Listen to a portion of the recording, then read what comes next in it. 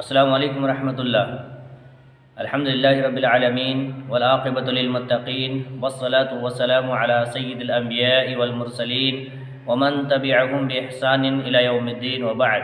اعوذ باللہ من الشیطان الرجیم، بسم اللہ الرحمن الرحیم۔ ان عدۃ الشہور عند اللہ 12 شہرا فی کتاب اللہ یوم خلق السماوات والارض منها 4 حرم ذلك الدين القيم فلا تظلموا فيهن أنفسكم رب اشرح لي صدري ويسر لي أمري واحلل عقدة من لساني يفقهوا قولي رب زدني علما اللهم رب زدني علما۔ محترم ناظرین کرام، آج کے اس ویڈیو میں آپ حضرات کے سامنے ماہ ذی الحجہ کی فضیلت کو لے کر کے حاضر ہوا ہوں۔ حضرات، میں نے آپ حضرات کے سامنے جو قرآن کریم کی جو آیت تلاوت کی ہے، اس آیت کریمہ کا آئیے سب سے پہلے ہم سیدھا سادہ ترجمہ جان لیتے ہیں۔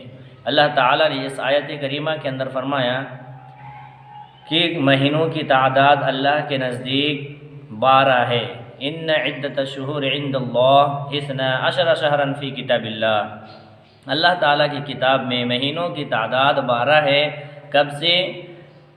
یوم خلق السماوات والارض، جب سے اللہ تعالیٰ نے آسمان اور زمین کو پیدا کیا تب سے اللہ کے نزدیک مہینوں کی تعداد 12 ہے۔ ان 12 مہینوں میں سے 4 حرمت والے مہینے ہیں جن کو قرآن حکیم نے بیان فرمایا ہے۔ 3 لگاتار اور 1 رجب۔ 3 لگاتار کیا کیا ہیں؟ ذوالقعدہ، ذوالحجہ، محرم اور 1 رجب۔ یہ 4 حرمت والے مہینے ہیں۔ ان مہینوں کی اہتمام کرنا، ان مہینوں میں جنگ و جدال کرنا، ان مہینوں میں گالی گلوچ بکنا، یہ حرمت والے مہینے کو پامال کرنا ہے۔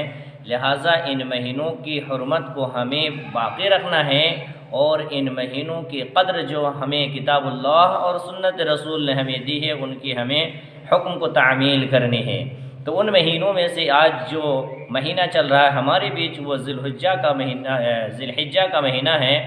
اور ذی الحجہ کی یہ پہلا یعنی شروعاتی 10 دن ہے، یہ اس کی بڑی فضیلت آئی ہے۔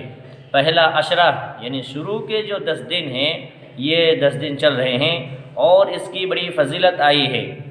اللہ کے رسول صلی اللہ علیہ وسلم نے فرمایا کہ ماہ ذی الحجہ کے شروع کے 10 دن کے اعمال اللہ تبارک و تعالی کو اس قدر محبوب ہے، اس قدر پسندیدہ ہے کہ کسی بھی ایام میں ان دنوں کا اعمال مقابلہ نہیں کر سکتا۔ یعنی ماہ ذی الحجہ کے شروع کے جو 10 دن ہیں، اس میں عمل کرنا یہ بہت بڑی فضیلت والا عمل ہے، اس کی بڑی فضیلت آئی ہے۔ صحابہ کرام نے عرض کیا، یا رسول اللہ ولل جہاد فی سبیل اللہ، کہ اللہ کے رسول کیا جہاد فی سبیل اللہ بھی اس کا مقابلہ نہیں کر سکتے ہیں؟ صحابہ کرام نے جہاد کے معنی اور اس کی تعلیم کو سمجھ رکھے تھے، اس لیے کہ اسلام لانے کے بعد اسلام کی جو سب سے چونٹی والا عمل ہے، سب سے بڑا عمل ہے، وہ اللہ کے راستے میں جہاد کرنا تھا۔ اللہ کے رسول صلی اللہ علیہ وسلم نے صحابہ کرام کو یہ بتا کے رکھا تھا جہاد کی فضیلت کو۔ تو اللہ کے رسول نے جب یہ کہا کہ ذی الحجہ کے شروع کے 10 دن کا جو اعمال ہے وہ کوئی دوسرا ایام میں اس عمل کا مقابلہ نہیں کر سکتا، تو صحابہ نے کہا، یا رسول اللہ کیا جہاد فی سبیل اللہ بھی اس کا مقابلہ نہیں کر سکتا؟ تو آپ صلی اللہ علیہ وسلم نے کہا، وَلَا الْجِهَادُ فِي سَبِيلِ اللَّهِ إِلَّا رَجُلٌ مَّنْ خَرَجَ بِنَفْسِهِ وَمَالِهِ لَمْ يَعُدْ بِشَيْءٍ، کہ سوائے اس شخص کے جو اپنے مال اور اپنی جان کے ساتھ جہاد کے لیے نکلا لیکن ان میں سے کوئی چیز واپس نہیں لایا، تو اس سے بڑھ کر کے یہ عمل نہیں ہو سکتا۔ تو لہٰذا معلوم یہ ہوا کہ ایک جہاد کتنا بڑا عمل ہے۔ اگر کوئی شخص بقیہ ایام میں جہاد کرتا ہے پھر بھی ذی الحجہ کے اس ایام میں جو عمل کرتا ہے اس کے مقام تک نہیں پہنچ سکتا، سوائے اس جہادی کی جو اپنی جان اور اپنے مال کے ساتھ نکالتا ہے اور تمام کے تمام اللہ کے راستے میں شہید کر کے آ جاتے ہیں۔ میرے بھائیوں، دیکھیے اس مہینے کی کس قدر فضیلت آئی ہے، اور اس مہینے کو ہم یوں ہی بیکار کی چیزوں میں، کھیل تماشے میں، لہو لعب میں گزار دیتے ہیں، یہ ہمارے لیے مناسب نہیں ہے میرے بھائیوں۔ اسی کے بعد اللہ کے رسول صلی اللہ علیہ وسلم نے فرمایا اس مہینے کی فضیلت یہ ہے کہ اس مہینے میں اسلام کے جو 5 ارکان ہیں اس مہینے میں جمع ہو جاتے ہیں۔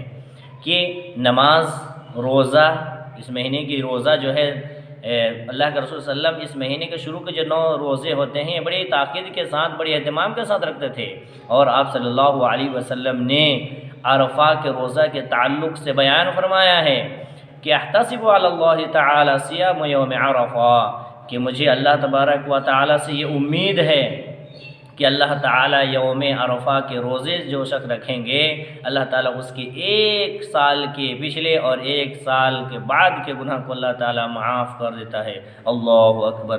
کتنا بڑا عمل ہے کہ جو شخص عرفہ کا 1 روزہ رکھتا ہے، یعنی 9 ذی الحجہ کے تاریخ کو 1 روزہ رکھ لیتا ہے، تو اللہ تعالیٰ اس کے 1 روزہ رکھنے کے عوض، 1 روزہ رکھنے کے بدلے اس کے 2 سال کے گناہوں کو معاف کر دیتا ہے۔